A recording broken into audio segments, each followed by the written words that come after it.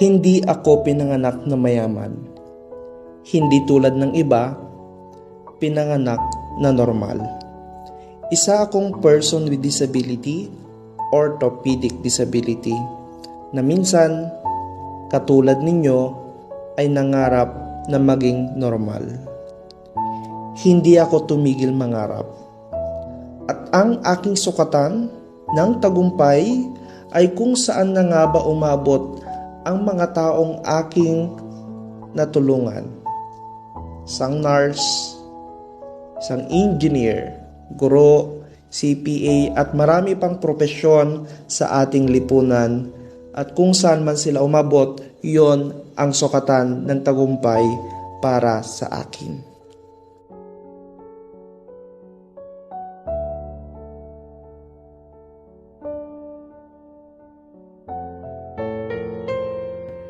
Ako po si Zedric D. Resurrection, isa ng ganap na guro sa isang pribadong eskwelahan dito sa lungsod ng Santiago. Ipanalo ang huling laban ng inyong mga magulang. Ito yung mga kataga na naaalala ko sa tuwing narinig ko yung pangalan ni Sir Jomari Antonio. Siya po ang naging tatay, kuya, at Sir Jom namin sa aming dating eskwelahan nung kami po ay senior high school.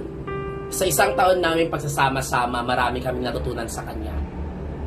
Pagkatapos nun, akala namin doon na mag-i-end ang lahat. Pero hindi po nag-stop doon. Nagpatuloy pa rin kahit magkakalayo kami nung kami ay nag-college na. Siya po ay nasa isang eskwelahan noon. Nandyan siya para upang paalalahanan kami na huwag sumuko at ipagpatuloy ang nasimulang laban.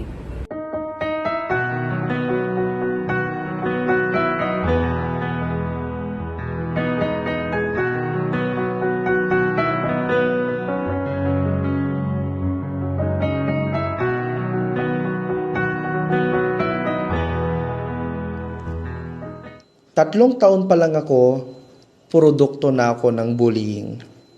Mahirap, pero mas mahirap kung titigil akong abutin ang aking pangarap dahil sa mga taong mapangapi at mapanghusgang lipunan.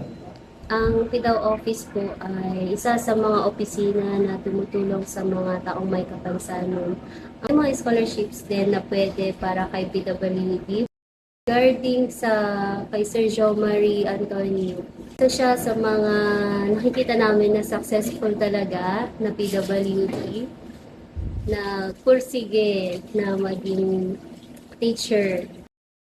So, siguro sa mga PWD, lalo na sa mga kabataan na may kapansanan, na pagpatuloy natin yung ating pag-aaral. Huwag kayong panghinaan ng loob. Bagkus gamitin natin to bilang mag-stepping stone para makamit yung mga pangarap or goals natin sa buhay.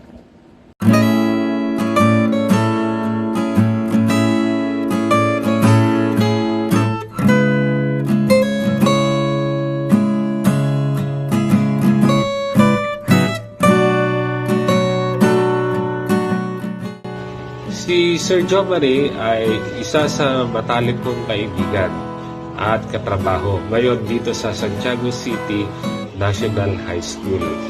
Nagkakilala kami sa Northeastern College noong taong 2016. Saksi ako sa lahat ng kanyang achievement sa buhay at isa siya sa pinakamahusay at mabait.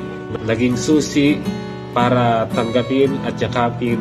Tinuro niya sa akin kung paano mamuhay ng normal sa kabila ng pagiging PWD. Huwag susuko. Nakalayo na tayo. Malayo pa, pero nakalayo na tayo. Ang tagumpay ninyo ay ang tagumpay ko. Ito pala ang mga dahilan kung bakit ako nandito.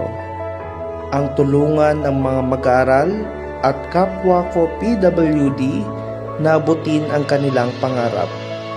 Kung kinaya ko, kakayanin mo rin. Kaya naman pala.